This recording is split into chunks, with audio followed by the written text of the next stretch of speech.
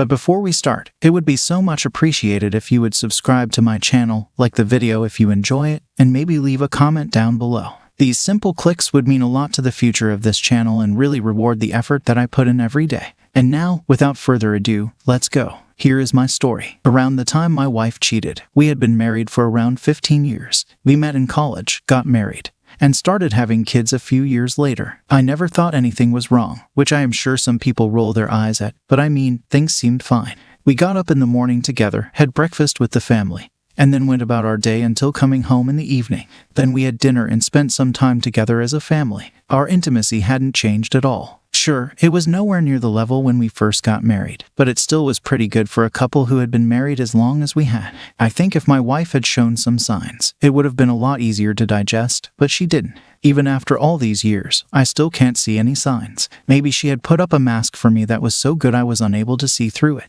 The only reason I even realized something was going on was because of my kids. They happened to see mommy kissing her friend while I was at work one day. All of the kids were under the age of 10, so it was really difficult for them to see it.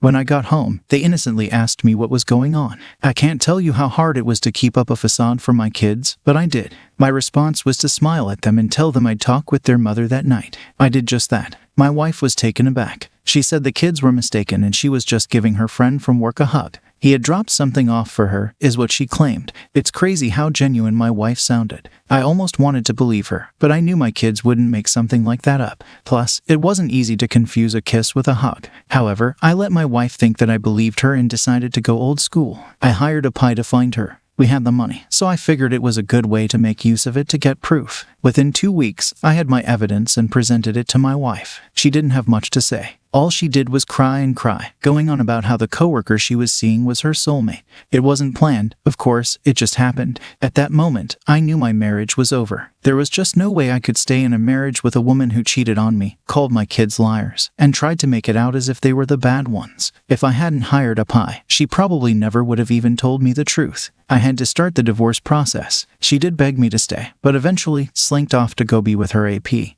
We had an amicable divorce and custody agreement. It was split custody, but the older the kids got, the less they wanted to go over. They understood what their mother did once they were old enough. Never did I say anything to them about it or talk bad about their mother because, in the end, she was their mother after all. When they did get older, I tried my best to answer their questions to the best of my ability. It got to the point where my kids didn't even want to spend time with their mother anymore. She did take me to court, but by this point, they were of age where they could choose if they wanted to go over or not. They didn't, so the judge said it was out of her hands. If my kids wanted to stay with me full-time and not visit their mother, then so be it. My ex was not happy with this and blasted me over social media, as one does, but I ignored it because it was beneath me to pay any attention to it. By this point, my ex had remarried to her AP and had a kid with him. This was probably another reason why our kids didn't want to go over there anymore. It felt to them like they were being replaced. At least, this was what I suspected to be the case. Up until our kids turned 18. My ex tried her best to get them to come see her, but it was to no avail. Once they went away to college, she couldn't use any more legal means to try to force them to see her, even though it didn't work anyway because the judge wouldn't force it. The years passed. My kids graduated college, got married, and had kids of their own. I was thrilled to become a grandfather for the first time. It truly is different from being a parent and gives you a great opportunity to spoil them rotten. At some point, my wife stopped trying to get into contact with our kids but started up again after her husband died. She only had one kid now with the deceased husband, but they weren't planning on having kids anytime soon. Her only chance at having grandkids was to be around the ones we shared. However, our kids still wanted nothing to do with her. I don't know if my ex-wife wanted to brag about it on social media or wanted a relationship with her grandkids because she genuinely wanted it. Whatever the reason, my kids didn't want to spend time with her or have her see their children. This was their right. She kept trying, even going so far as to constantly message them on social media and try to see if they would rekindle a relationship with her. If she had left things well enough alone and at least apologized, which she never did, I might add, it might have worked in her favor. But my ex was never great at thinking that far ahead, so she's missed out on a lot of special moments with our grandkids.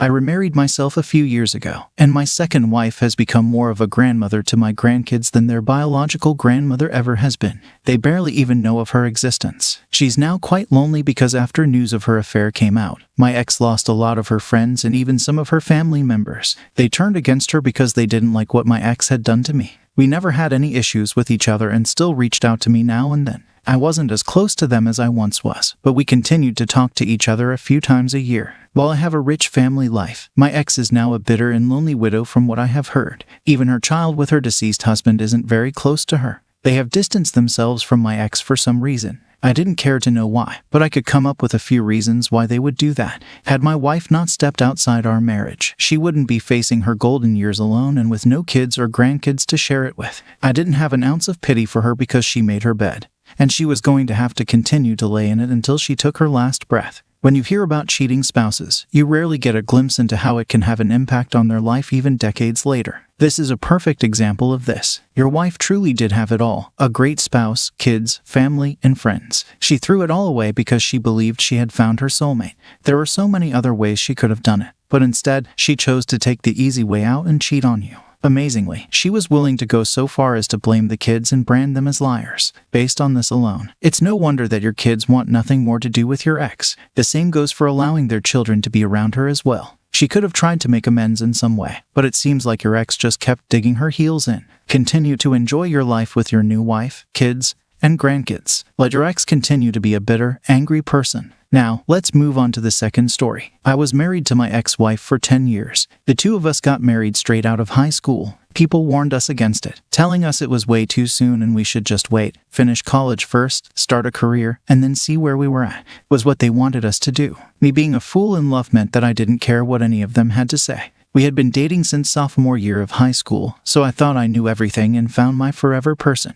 My wife at the time seemed to be on the same page, so we got married and went to the same college. The two of us lived in married coupled housing, which was helpful for us. Even though we were busy with college, I felt that our marriage was at its strongest in college. After we graduated, we got our apartment and jobs in our chosen fields. Things from there still seemed great. Slowly, we were building our future. The people who had been against us in the beginning and warned us against marriage were wrong. They had since come to support us. Her family was like my second family, so after marrying her, I did gain a lot more family members. It was about 1.5 years before our 10th anniversary when I noticed something was going on with my wife. She was more distant and didn't want me to ever touch her. I attributed it to me working a lot lately and just being very busy. I decided to make it up to her by planning a romantic night. She ended up not coming home that night and used the excuse that she was staying with a friend. Like I said, I had no reason not to believe or trust her, so I assumed she was telling the truth. The closer we got to our 10th anniversary, the more it continued. My wife was even more indifferent to me than ever and was hardly home.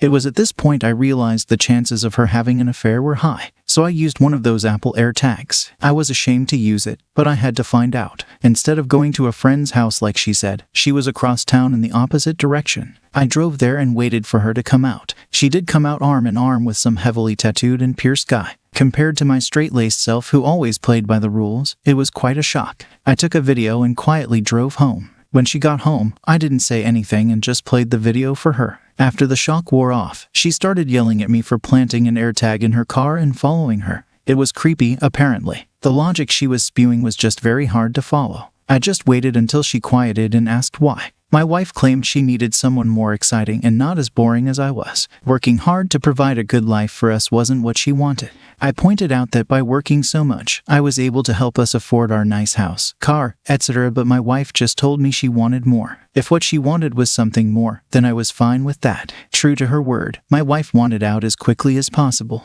With me being the breadwinner, she could have gotten a lot of money and spousal support out of me. However, she seemed more focused on the ink being dry on the divorce papers than anything else. She wanted so badly to be with her precious AP, who was her true soulmate. I was just a stop along the way to finding him. Her words, and not mine. If that's what she wanted, then fine. The agreement ended up with me getting the house, dog, and more than half the money in the joint account. I was shocked that all she wanted was the car to be paid off completely and no alimony. I guess my ex wanted a complete break from me, which was why she agreed to such a clean split. Did it hurt? Yeah, of course, it did. But if that was how she wanted it, then so be it. It was probably better for me as well to get a clean break. From the day our divorce was final, I had no contact with her because I saw no reason why I should continue to have her in my life. However, we did have mutual friends, and I still kept in contact with some of her family members, so I was still privy to certain things that were going on in her life. The AP, or the new love of her life, was gone within 1 year of the divorce. He dumped her for someone else, which sent her into a tailspin since she had been staying at his place.